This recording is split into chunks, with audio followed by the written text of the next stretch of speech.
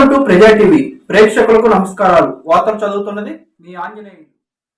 ప్రకాశం జిల్లా దర్శి నియోజకవర్గం పరిధిలోని తాళ్ళూరు మండలం తూర్పు గంగవరం గ్రామంలో శ్రీ గుంటి గంగా భవానీ అమ్మవారి తిరునాళ్ల సందర్భంగా తాళ్ళూరు మండలం జనసేన నాయకులు ఏర్పాటు చేసిన విద్యుత్ ప్రభపై ప్రసంగించిన దర్శి నియోజకవర్గం టీడీపీ ఇన్ఛార్జ్ గుట్టిపాటి లక్ష్మి మరియు టీడీపీ నాయకులు కడియాల లలిత్ సాగర్.